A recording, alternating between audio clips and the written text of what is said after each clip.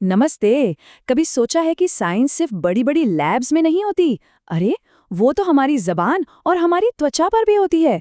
हमारे रोज के स्वाद और एहसास में एक पूरी की पूरी केमिकल दुनिया छिपी हुई है। तो चलिए आज इसी दुनिया में गोता लगाते हैं और देखते हैं कि हमारे आसपास की चीजें कैसे एक शानदार केमिस्ट्री लैब जैसी हैं। ये कुछ ऐसे सवाल हैं जिनका सामना हम सब ने कभी ना कभी तो किया ही है। और इनका जवाब पता है क्या है? हमारे अपने स्वाद और महसूस करने के अनुभव में ही छिपा है।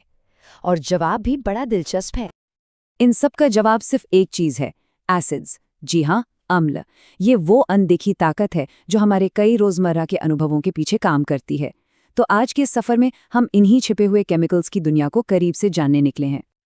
और भला इस सफर को शुरू करने के लिए हमारी अपनी रसोई से बेहतर जगह और क्या हो सकती है? आखिर स्वाद और विज्ञान का सबसे मजेदार संगम तो यही होता है ना? तो सबसे पहले बात करते हैं सिट्रिक एसिड की। यही वो केमिकल है जो संतरे और नींबू को उनका चटपटा एकदम ताजगी भरा स्वाद देता है।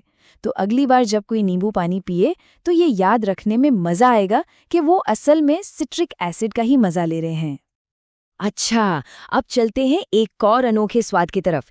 इमली और अंगूर में जो एक खास तरह की खटास होती है, वो आती है टैट्रिक एसिड से। ये स्वाद सिट्रिक एसिड से बिल्कुल अलग है और यही तो केमिस्ट्री की खूबसूरती है। और क्या किसी को पता है कि टमाटर जैसी एक आम सब्जी जो हमारे खाने का इतना जरूरी हिस्सा है, उसमें भी अपना एक खास एसिड होता है?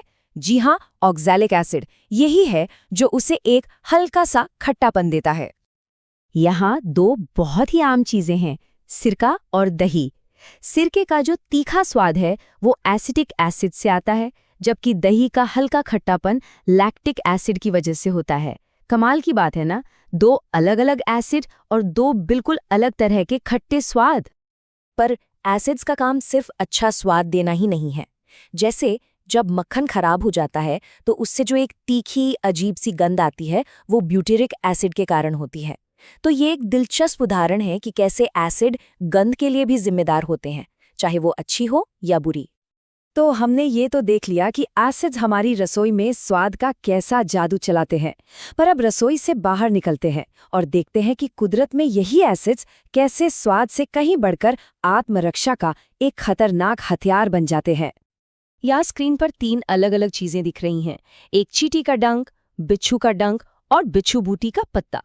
तीनों ही दर्द और जलन देते हैं। पर कभी सोचा है कि इन तीनों में ऐसी क्या एक चीज है जो कॉमन है? और जवाब शायद हैरान कर दे।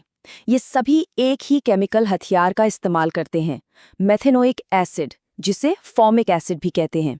यही वो जलन पैदा करने वाला एसिड है जिसे ये जीव और पौधे अपने रक्षा के लिए इस्तेमाल करते हैं। सोचिए तो जरा, एक ही केमिकल कितने अलग अलग रूपों में। तो रसोई से लेकर जंगल तक का ये सफर काफी दिलचस्प रहा। अब चलिए जो कुछ भी हमने सीखा और देखा है उसे एक साथ रखकर पूरी तस्वीर को समझते हैं।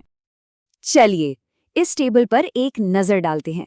ये हमारी पूरी यात्रा का एक छोटा सा सार है। सिरके में एसिटिक एसिड, नींबू में सिट्रिक, इमली में टार्टरिक और हाँ, चींटी के डंक में मेथेनोइक एसिड। हर चीज का अपना एक खास एसिड है जो उसे उसकी पहचान देता है। तो आज हमने ये जाना कि केमिस्ट्री कोई किताबी या दूर की चीज नहीं है। ये तो हमारी रोज की जिंदगी का एक बेहद जरूरी हिस्सा है। यही हमारे स्वाद, गंध और यहाँ तक कि दर्द के एहसास को भी शक्ल देती है। ये हर जगह है, हमारे चारों ओर। तो अगली बार जब भी कोई चीज चखें या महसूस करें तो एक पल के लिए रुककर सोचिएगा जरूर, इसके पीछे कौन सा विज्ञान छिपा हो सकता है। खोजते रहिए।